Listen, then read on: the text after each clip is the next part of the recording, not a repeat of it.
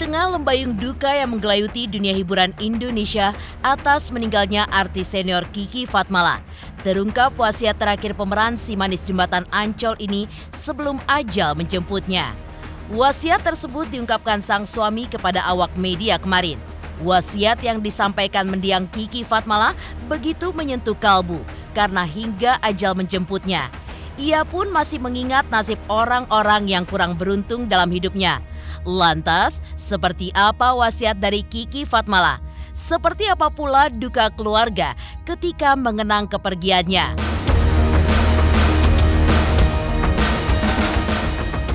Kehilangan sosok Kiki Fatmala yang dikenal puluhan tahun dan berjuang bersama di panggung hiburan membuat Ozy Saputra dan Diah Permatasari disambut duka. Kepergian Kiki Fatmala untuk selama-lamanya meninggalkan kesedihan yang begitu mendalam bagi Diah Permatasari, teman baiknya. Lantas, seperti apa sosok almarhumah di mata rekan-rekannya? Dan seperti apa pula doa mereka untuk sang sahabat yang telah tiada?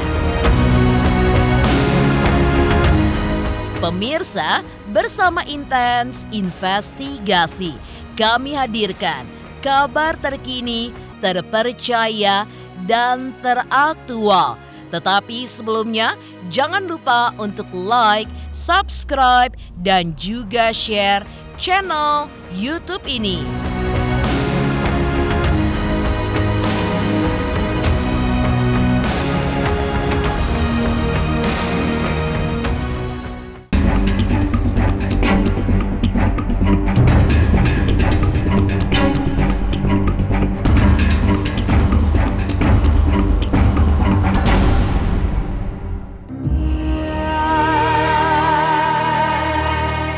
Kabar kepergian artis senior Kiki Fatmala untuk selama-lamanya pada 1 Desember 2023 mengguncang panggung hiburan Indonesia. 2 tahun belakangan berjuang melawan penyakit kanker paru-paru yang dideritanya, Kiki Fatmala pun pergi untuk selama-lamanya di usia yang ke-56 tahun. Takdir pun telah membawanya pergi dari kehidupan orang-orang tercintanya serta rekan-rekannya di layar kaca. Hal mengejutkan dari kepergian Kiki Fatmala pun diungkap oleh keluarga, di mana mendiang Kiki Fatmala pun memberikan wasiat tidak ingin menerima karangan bunga ucapan turut berduka cita dan ingin digantikan dengan uang yang nantinya disumbangkan ke badan amal. Wasiat lainnya yang ia utarakan kepada suami adalah jika dirinya ingin dimakamkan di pemakaman San Diego Hills, Jawa Barat.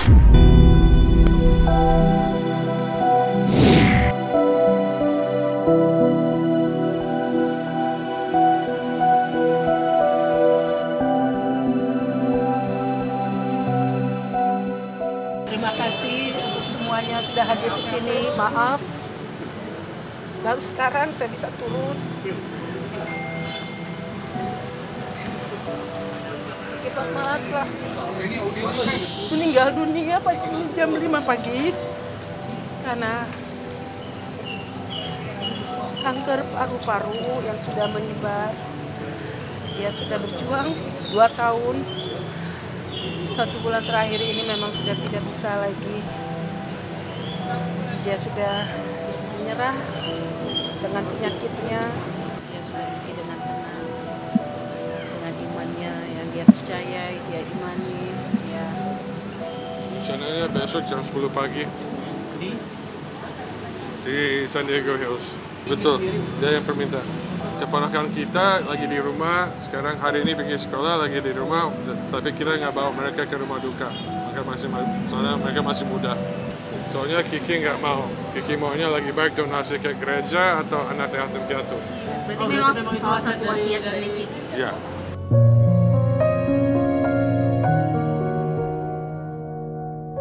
Di akhir hidupnya, mendiang Kiki Fatmala pun tampaknya tidak ingin merepotkan orang-orang tercintanya. Sang suami Christopher pun juga menguak bahwa Kiki Fatmala selama berjuang melawan sakitnya, ia pun tidak ingin dirawat di rumah sakit dan lebih memilih untuk dirawat di rumah sendiri. Diungkapkan pula bahwa kondisinya pun sempat down selama 5 minggu sebelum ia mengalami koma selama 1 minggu terakhir ini. Hingga akhirnya ia pun mengembuskan nafas terakhir pada pukul 5 pagi kemarin di rumahnya akibat penyakit kanker paru-paru yang sudah menyebar ke otak. Pemeran si manis jembatan Ancol itu pun telah pergi dengan damai.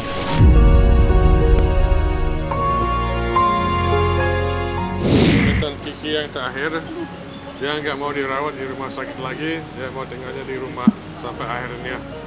Kami ambil keputusan nggak rawat di rumah sakit dan rawatnya di rumah sampai akhirnya. Kalau minggu pertama masih sadar, minggu terakhir udah nggak sadar, udah masuk ke koma. Terus sakit. Aku sakit ya. Kita sekeluarga di rumah. Anak-anak juga. Kita selalu ada buat dia. Oktober masih menjalani kemo, tapi kansernya sudah menyebar. Kemonya 25 kali, tapi dari paru-paru nyebar ke otaknya. Dari otaknya nggak ada obat yang lain lagi. 5 minggu ke belakangnya dia udah down, dan minggu ini dia masuk ke koma. Lepas itu hari ini jam 5 pagi dia meninggal. Di rumah. Meninggalnya di rumah. Dia sudah berjuang 2 tahun. Jadi kita sudah tahu, tapi 1 bulan terakhir sudah cukup. Dia merasa cukup. Sakit kita nggak ada yang tahu, takdir semua nggak ada yang tahu, dan emang mendadak aja meninggalnya. Jadi kami sekeluarga mohon maaf apabila ada kakak saya punya salah, kesalahannya disengaja maupun disengaja, dan tolong mohon didoakan agar kakak saya, keluarga kami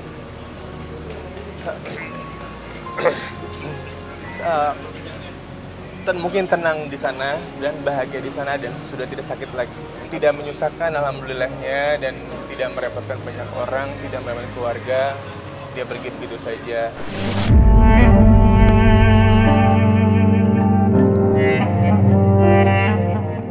Kepergian Kiki Fatmala kemarin sebagai momen perpisahan selamanya dan menghadirkan duka bagi keluarga serta para rekan yang mengenalnya dan juga menyayanginya selama ini. Isak tangis pun menyeruak, khususnya dari sang adik saat ia meminta maaf atas kesalahan mendiang kakaknya, baik yang disengaja ataupun yang tidak disengaja. Sang adik pun juga melihat jika Kiki meninggal di hari dan waktu yang baik ketika fajar mulai terbit dan juga tidak merepotkan keluarga. Saya sebagai adiknya, saya hanya berdua. Saya hanya 2 saudara. Saya sama Kiki. Jadi teman-teman media mohon didoakan dan mohon maaf apabila ada kesalahan kepada kakak saya atas nama keluarga mohon maaf lahir dan batin, dimaafkan yang sebesar-besarnya. Saya atas nama keluarga meminta maaf yang sangat dalam sekali kepada teman-teman, kepada seluruh rakyat Indonesia yang apabila tidak suka dengan kakak saya mohon maaf yang sangat dalam-dalamnya dan mohon maaf sekali lagi, dan mohon didoakan semoga insya Allah kakak saya tenang di sana dan insya Allah dia sudah tidak sakit lagi.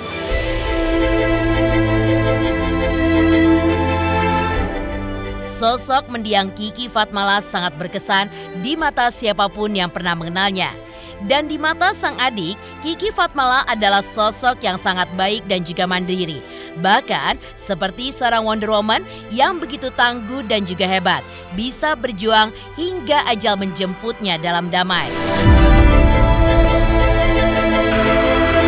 Dia hanya sosok kakak yang baik, yang tidak pernah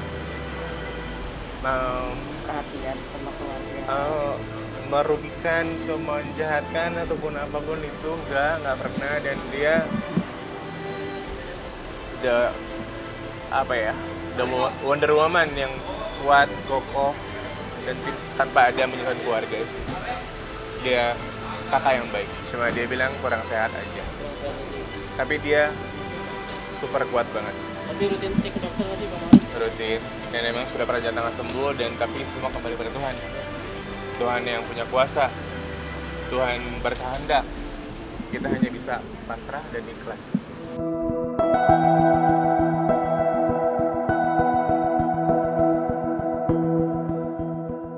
Dari wasiat Kiki Fatmala yang diungkap oleh keluarga, lantas seperti apa sosok dan juga kenangan Kiki Fatmala di mata para rekannya? Pemirsa Intens Investigasi, jangan lupa saksikan terus Intens Investigasi setiap hari Senin sampai dengan Jumat. Tayang 5 kali sehari, yaitu pada pukul 11 siang, 12 siang, 3 sore, 5 sore, dan 6 sore. Dan Sabtu tayang 3 kali sehari, pukul 11 siang, 3 sore, dan 6 sore. Tentunya hanya di YouTube channel.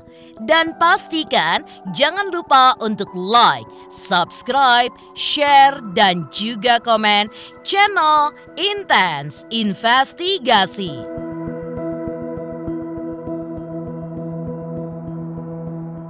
Hai pemirsa, jangan lupa saksikan Intens Investigasi yang tayang 1 hari 5 kali. Wow, keren banget. Jangan lupa ya di like, di subscribe, dan di komen. Pokoknya keren banget buat Intens.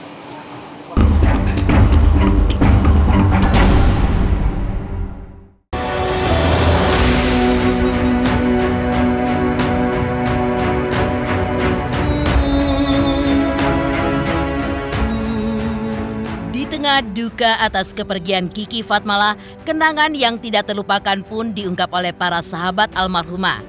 Ya, Ozzy Saputra dan Dia Permatasari pun mengisahkan kepergian Kiki Fatmala di usia 56 tahun jatuh di hari ulang tahun ke-61 sahabat karibnya sejak usia 15 tahun Ozzy Saputra pada tanggal 1 Desember kemarin.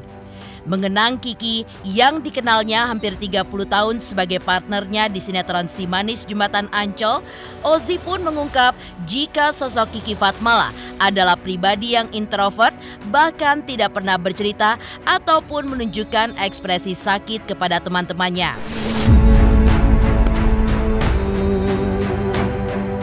Di mata Ozzy dan Dia Permatasari, Kiki pun dikenal sangat disiplin dan juga pekerja keras. Kita tahu dia tuh sakit kanker, itu pun kita tahunya bisik-bisik. Karena dari dia sendiri dia nggak pernah bilang, aku ini kanker, nggak pernah gitu.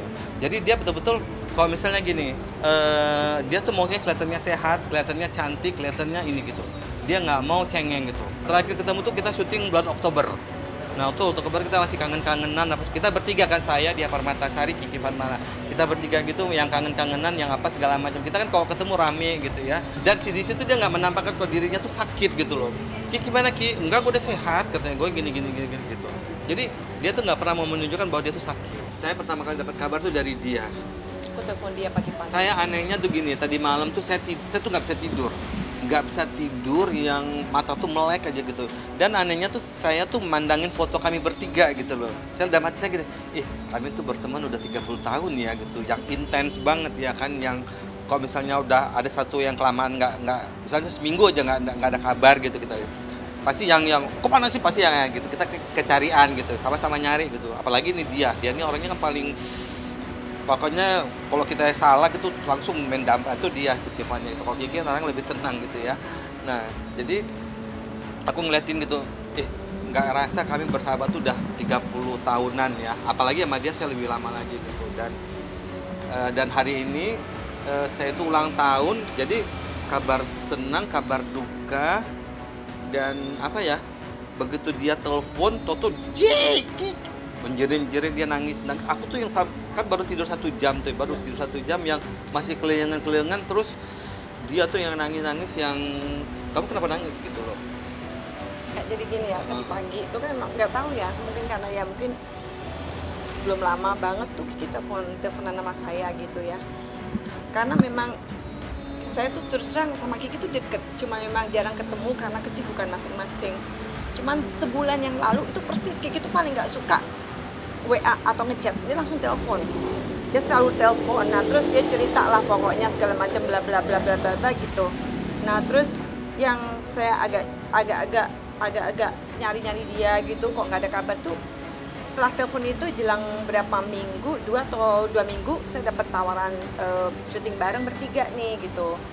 Terus saya tuh yakin banget Kiki sama Oji itu bisa gitu, karena saya tuh selalu pasti kalau sama siapa aja gitu, sama Oji sama Kiki gitu kan. Saya udah seneng banget tuh. Terus saya selalu calling dia, Ji besok bajunya yang warna ini, Ki besok. Pas saya calling si Kiki bajunya apa warna-warni ini, Kiki udah nggak jawab gitu. Tapi saya pikir si Kiki pasti sibuk. Terus saya jawab sama si Oji bilang nggak jadi Ji gitu, nggak jadi Di gitu.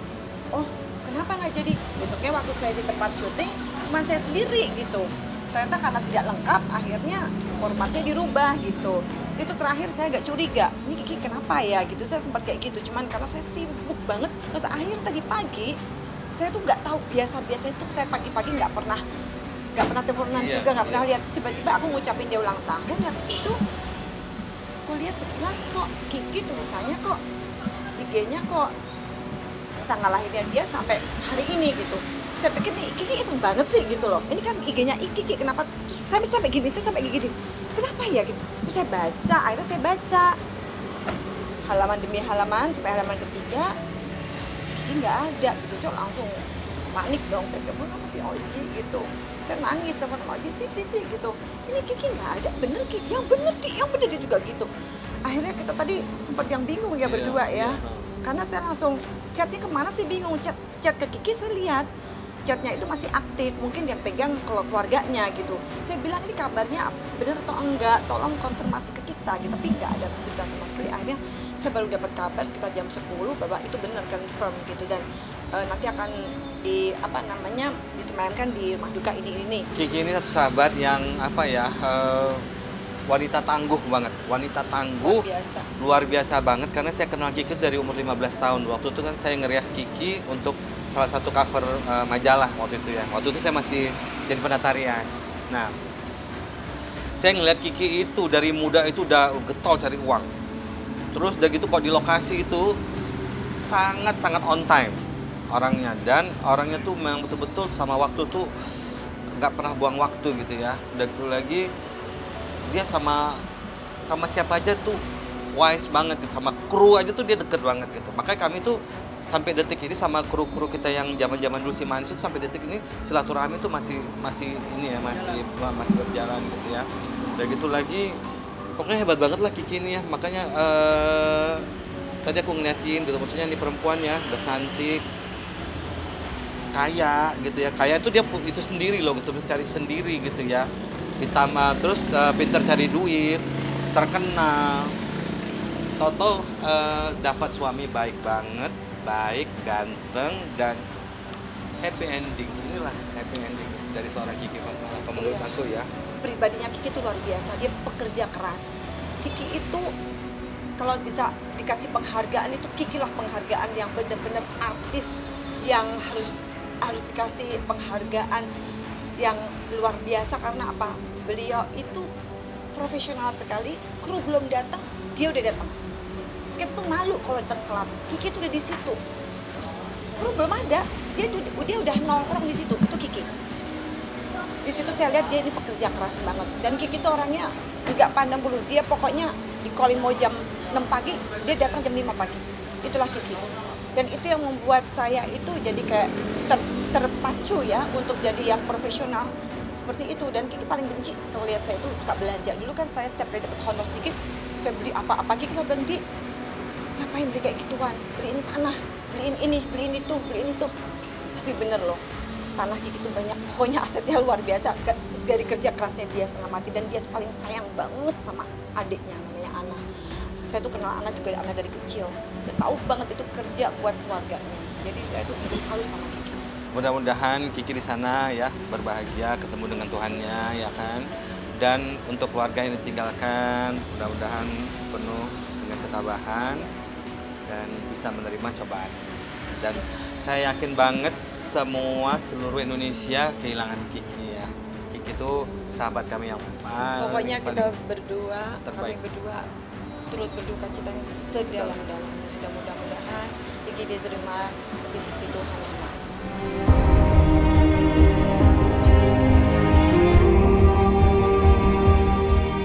Tak hanya Ozi Saputra dan Dia Permatasari, Melanie Ricardo juga mengenang sosok Kiki Fatmala dengan datang langsung ke rumah duka.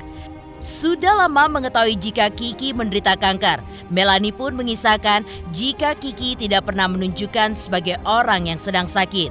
Menurut Melanie, Kiki pun justru menyebarkan motivasi untuk orang-orang di sekitarnya agar selalu mempunyai iman, harapan, dan juga kasih. Ya, pasti aku kaget banget ya, ikut berduka sedalam-dalamnya atas pergian my sister in Christ, Kiki Fatmala, dan ikut berduka juga. Tentunya memberikan doa kekuatan untuk suami, untuk Chris, dan juga untuk semua keluarga besar dari almarhum. Memang aku udah dengar kabar beberapa 2 minggu yang lalu Mbak Kiki sakit, katanya drop badannya. Tapi sebetulnya agak kaget sih karena aku tuh beberapa kali kontakan sama beliau, aku tuh amazed gitu. Termasuk aku ada sempat berkesempatan 2 kali podcast. Yang pertama waktu pada saat COVID, beliau belum divonis sakit kanker. Yang kedua pada saat dengar beliau divonis kanker lung cancer kalau nggak salah, Nah itu aku ke rumah beliau, diterima dengan baik sama suami juga, dan aku bilang sama almarhum, lalu tuh mbak kayak orang sakit gitu, aku bilang gitu. Banyak banget kata-kata beliau itu yang akhirnya hari ini bisa menjadi legacy, bisa menjadi peninggalan yang begitu encouraging untuk seorang pejuang iman. Beliau tuh masih berapi-api menyuarakan bagaimana dia benar-benar she was so in love with God. Dia dalam iman yang tidak ada perasaan. Bahkan aku sempat tanya, kamu ada perasaan kecewa nggak? Kenapa Tuhan kasih kamu saat ini tantangan yang begitu besar? You got cancer in your body, gue bilang gitu. Terus dia bilang enggak, aku menerima dengan ikhlas gitu, terus percaya bahwa Tuhan menemani. Buat di mata aku, beliau itu adalah pejuang iman. Beliau itu orang yang mewartakan atau menyebarkan kebaikan Tuhan, kedahsyatan Tuhan dalam hidupnya. Dan terutama di saat-saat terakhir aku sempat mempertanyakan banyak hal-hal yang pribadi gitu, kayak di obrolanku di podcast sama beliau. Dan beliau tuh bisa menjawab apapun yang Tuhan kasih dalam hidupnya dengan legowo, dengan ikhlas. Aku ikut berduka cita sedalam-dalamnya, tapi seperti yang disampaikan oleh Pastor Philip Mantova di dalam, bahwa sedih boleh, tapi we shouldn't feel sorrow dengan kepergian almarhum, karena Kiki Fatmala aku percaya sudah diberikan tempat yang terbaik, duduk di sebelah kanan Bapa, tersenyum, no more pain, no more tears, tidak ada lagi rasa sakit akibat kanker atau penyakit apapun juga, dan tidak ada lagi air mata. She's at her best.